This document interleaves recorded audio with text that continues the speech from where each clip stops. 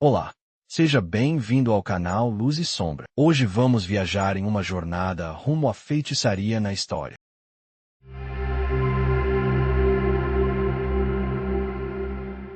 Antes dos templos erguidos e dos livros sagrados, havia a conexão íntima com o mundo natural. Nossos ancestrais observavam os ciclos da lua, o poder das plantas, a imprevisibilidade do clima. E nessas forças, viam algo mais. Uma energia sutil. Uma teia invisível que conectava tudo. A feitiçaria, em sua essência mais primitiva, nasceu dessa observação atenta, da tentativa de compreender e, por vezes, influenciar essa teia. Não havia a figura do feiticeiro como a conhecemos hoje, mas sim indivíduos com um conhecimento especial das propriedades da natureza, capazes de curar, de prever, de lançar encantamentos para a boa caça ou a fartura da colheita. Eram os sábios da tribo, os guardiões dos mistérios da vida e da morte, figuras reverenciadas e temidas em igual medida. Suas práticas estavam intrinsecamente ligadas à sobrevivência do grupo, à saúde da comunidade e à manutenção da harmonia com o mundo ao redor. Os rituais eram simples, diretos, imersos na realidade tangível da existência. A fumaça que sobe, o murmúrio do vento nas árvores, o brilho fugaz de um raio, tudo era interpretado como um sinal, uma mensagem do desconhecido. As paredes das cavernas guardam os primeiros vestígios dessa busca por conexão. Desenhos que sugerem rituais, danças que celebram a fertilidade, figuras enigmáticas que talvez representem espíritos ou forças da natureza. A linha entre o sagrado e o mágico era tênue, quase inexistente. Acreditava-se que através de certos atos, de palavras proferidas com intenção, era possível interagir com o mundo espiritual, obter favores, afastar o mal. Essas práticas, embora rudimentares aos nossos olhos modernos, eram a base da feitiçaria ancestral, uma forma de dar sentido ao inexplicável, de exercer algum controle sobre um mundo muitas vezes hostil. Os objetos encontrados em sítios arqueológicos, como amuletos de pedra ou ossos gravados, também apontam para essa crença na influência de forças além do físico. Cada cultura desenvolvia suas próprias formas de se conectar com o transcendente, seus próprios rituais e seus próprios especialistas em lidar com o invisível. A feitiçaria, portanto, não era um fenômeno monolítico, mas sim um mosaico de práticas e crenças moldadas pelas necessidades e pela visão de mundo de cada comunidade. Nas primeiras civilizações da Mesopotâmia, encontramos registros mais detalhados dessas práticas. Textos em tábuas de argila descrevem rituais de cura, feitiços de proteção, invocações a divindades ligadas à magia. Os sacerdotes e sacerdotisas desempenhavam um papel crucial, atuando como intermediários entre o mundo humano e o divino, mas também como praticantes de uma forma de magia ritualizada. Havia uma crença forte no poder das palavras, dos nomes e dos símbolos para influenciar a realidade. Feitiços eram escritos em amuletos, recitados em cerimônias elaboradas, buscando a prosperidade, a saúde ou a derrota dos inimigos. A magia estava integrada na vida cotidiana, permeando desde os assuntos mais mundanos até as questões de Estado. Os reis consultavam oráculos e magos antes de tomar decisões importantes,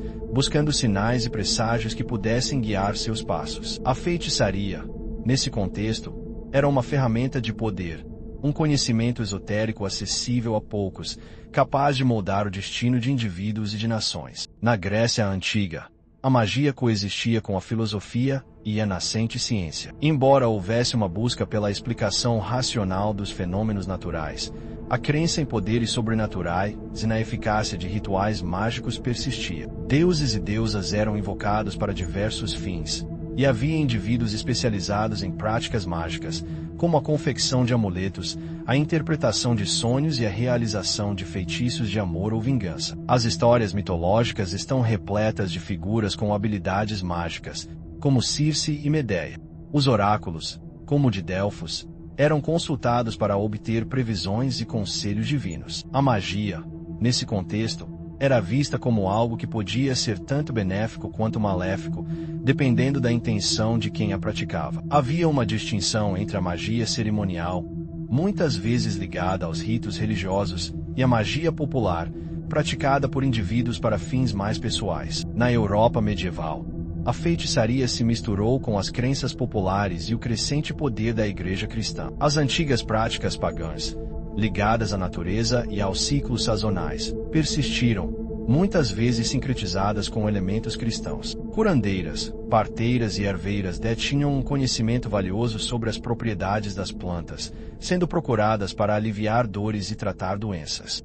No entanto, esse conhecimento também as tornava vulneráveis a acusações de bruxaria, especialmente em tempos de crise e insegurança. A figura da bruxa começou a tomar forma, associada a pactos com o demônio e a prática de magia maléfica. As crenças populares em maldições, doenças inexplicáveis e desastres naturais eram frequentemente atribuídas à ação de bruxas. A ascensão da Inquisição e o período da caça às bruxas marcaram um dos capítulos mais sombrios da história da feitiçaria. Milhares de pessoas, principalmente mulheres, foram acusadas, torturadas e executadas sob a alegação de praticarem bruxaria e servirem ao diabo. A histeria coletiva, alimentada por líderes religiosos e pela ignorância, levou a perseguições implacáveis. A feitiçaria foi demonizada, associada à heresia, e a uma ameaça à ordem social e religiosa. A igreja, nesse período, via a feitiçaria como uma abominação,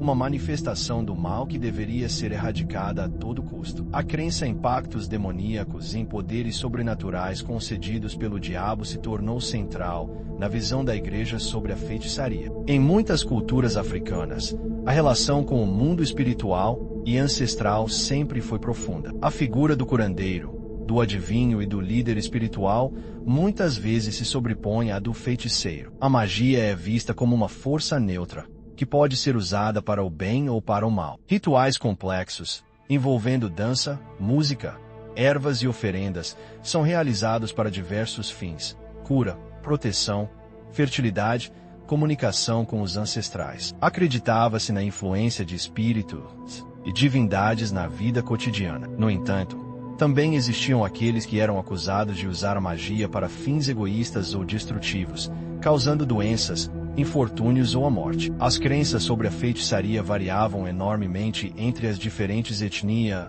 e regiões do continente africano, mas a ideia de uma força sobrenatural que pode ser manipulada sempre esteve presente. Nas civilizações pré-colombianas das Américas, como os astecas, maias e incas, a magia e a religião estavam intrinsecamente ligadas. Sacerdotes realizavam rituais elaborados, envolvendo sacrifícios, oferendas e o uso de plantas psicoativas para se conectar com o mundo espiritual. Acreditava-se em um panteão de deuses e deusas que influenciavam todos os aspectos da vida. Havia especialistas em adivinhação, capazes de interpretar sinais e presságios. A magia era usada para curar, para proteger contra inimigos e para garantir boas colheitas. Os códices e as ruínas dessas civilizações revelam a complexidade de suas crenças e práticas rituais.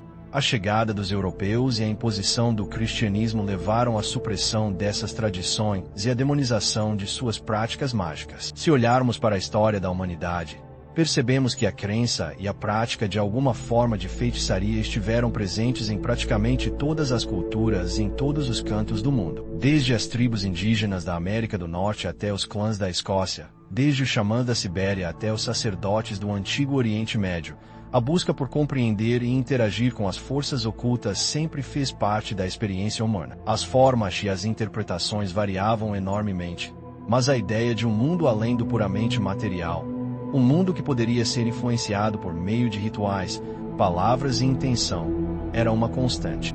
Com o Renascimento e o desenvolvimento do ocultismo, surgiram novas formas de entender e praticar a magia. Textos antigos foram redescobertos, e novas teorias sobre a natureza do universo e as correspondências entre o macrocosmo e o microcosmo foram elaboradas. A astrologia, a alquimia e a magia cerimonial floresceram, buscando desvendar os segredos do universo e alcançar o conhecimento oculto. Figuras como John Dee e Giordano Bruno personificam essa busca pelo saber esotérico. A magia, nesse contexto, era vista como uma ciência oculta, um caminho para a iluminação e o poder.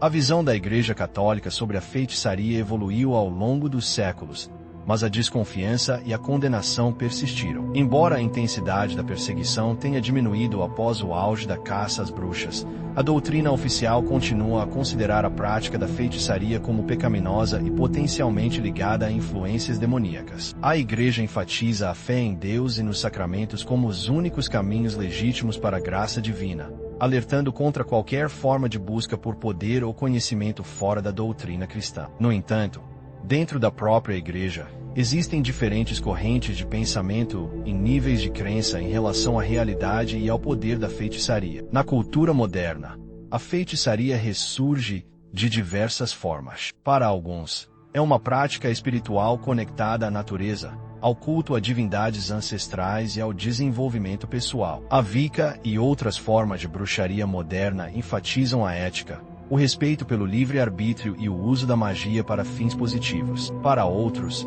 a feitiçaria pode ser vista como uma forma de expressão artística, de empoderamento pessoal ou simplesmente como uma curiosidade cultural. A internet e as redes sociais têm facilitado a troca de informações e a formação de comunidades de praticantes. No entanto, a imagem da feitiçaria na cultura popular ainda é muitas vezes carregada de estereótipos e preconceitos, perpetuando a figura da bruxa má ou da feiticeira sedutora. O mercado esotérico moderno reflete essa diversidade de visões sobre a feitiçaria. Lojas especializadas oferecem uma variedade de produtos associados a práticas mágicas, desde ervas e cristais até taros e livros sobre o assunto. A busca por bem-estar, autoconhecimento e soluções para problemas pessoais muitas vezes leva as pessoas a explorar essas alternativas. No entanto, é importante distinguir entre as práticas espirituais sérias e a exploração comercial de crenças e superstições. A mitologia está repleta de personagens com poderes mágicos, muitas vezes ambíguos ou perigosos. Circe, na Odisseia, é uma poderosa feiticeira capaz de transformar homens em animais. Sua figura personifica o fascínio e o medo que a magia sempre despertou. Ela representa o lado selvagem e incontrolável do poder sobrenatural, capaz de subverter a ordem natural das coisas. O mercado esotérico moderno reflete essa diversidade de visões sobre a feitiçaria. Medeia, outra figura marcante da mitologia grega, é retratada como uma mulher de grande conhecimento mágico, capaz de curar, mas também de lançar maldições terríveis. Sua história trágica ilustra as consequências da paixão, da vingança e do uso da magia para fins destrutivos. Ela personifica a dualidade da feitiçaria, o potencial tanto para o bem quanto para o mal. Na lenda arturiana, Merlin é o arquétipo do mago sábio e poderoso, conselheiro do rei Arthur e guardião de conhecimentos ancestrais. Sua magia é geralmente associada à sabedoria, à profecia e à proteção do reino. Ele representa o lado positivo da feitiçaria, o uso do poder para o bem comum e a manutenção da ordem. As bruxas de Salem, embora figuras históricas, se tornaram um mito na cultura popular, simbolizando a histeria coletiva, a injustiça e a perseguição baseada em acusações de feitiçaria. Seus julgamentos e execuções servem como um alerta sobre os perigos da intolerância e da ignorância. A imagem das mulheres idosas e marginalizadas acusadas de pacto com o diabo e de causar males à comunidade permanece forte no imaginário popular. No Brasil, antes da chegada dos europeus, as culturas indígenas já possuíam seus próprios sistemas de conhecimento sobre as propriedades das plantas, os rituais de cura e a conexão com o mundo espiritual. Pajés e curandeiros desempenhavam um papel fundamental em suas comunidades, atuando como mediadores entre o visível e o invisível. Suas práticas envolviam o uso de ervas medicinais, cantos, danças e invocações. A chegada dos colonizadores portugueses ao Brasil trouxe consigo não apenas novas culturas e crenças, mas também a sua própria visão sobre a feitiçaria. As práticas espirituais indígenas, muitas vezes ligadas à natureza e aos ancestrais, foram interpretadas pelos europeus através de suas lentes religiosas, sendo frequentemente demonizadas e associadas à idolatria e à magia negra. Os pajés, que exerciam um papel de liderança espiritual e de cura nas comunidades indígenas, foram vistos com desconfiança e suas práticas reprimidas. Junto com os colonizadores, vieram os africanos escravizados, trazendo consigo suas próprias ricas tradições religiosas e espirituais. Em meio à brutalidade da escravidão, essas tradições encontraram formas de se manter vivas, muitas vezes sincretizando-se com elementos indígenas e do catolicismo popular. Rituais de cura, de proteção e de resistência eram praticados secretamente nas senzalas, envolvendo cânticos, danças, o uso de ervas e a invocação de entidades ancestrais e divindades africanas. Essas práticas eram, aos olhos dos senhores de escravos e da igreja, formas de feitiçaria e rebelião. Brasil colonial, o catolicismo popular absorveu muitas crenças e práticas de origem indígena e africana. Santos católicos passaram a ser associados a entidades espirituais de outras tradições, e rituais sincréticos se desenvolveram, buscando proteção, cura e soluções para os problemas da vida. Essa mistura de crenças criava um terreno fértil para a persistência de práticas mágicas e para a figura do curandeiro ou benzedor, que atuava à margem da religião oficial, utilizando conhecimentos tradicionais para ajudar a comunidade. A figura do benzedor ou benzedeira é um exemplo da forma como a feitiçaria popular se manifestou no Brasil.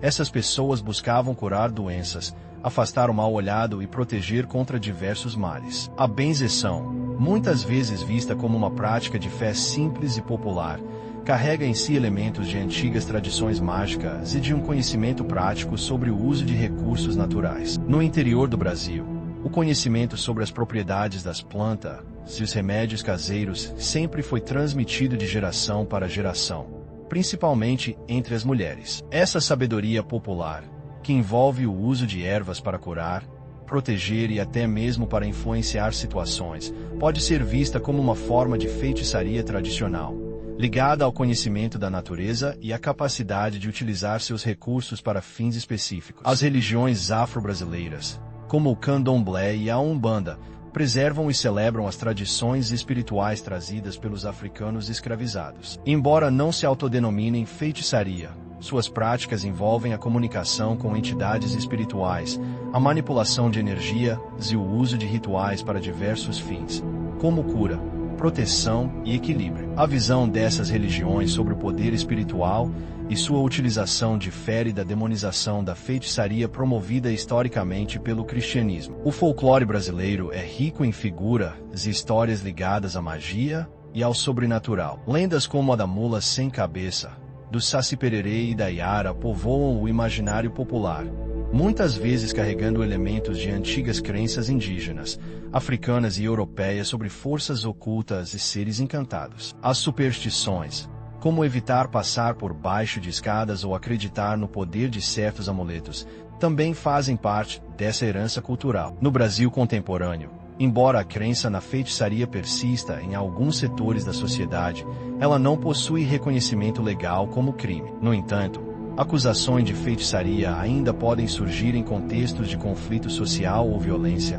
sendo tratadas pelas autoridades como difamação, ameaça ou outros crimes previstos na legislação. A linha entre a crença pessoal, a prática religiosa e a conduta criminosa é complexa e delicada. A cultura moderna no Brasil, assim como em outros lugares, busca compreender a história da feitiçaria através de documentários, livros, filmes e outras formas de mídia. Essa abordagem busca contextualizar as crenças e práticas do passado, desmistificar estereótipos e promover uma compreensão mais informada sobre um fenômeno complexo que acompanhou a humanidade por séculos. Para alguns brasileiros hoje, a feitiçaria se manifesta como uma prática espiritual individual ou em pequenos grupos, muitas vezes inspirada em tradições ancestrais, na conexão com a natureza e no desenvolvimento pessoal. Essa nova bruxaria busca ressignificar o termo, afastando das conotações negativas do passado e focando em valores como respeito,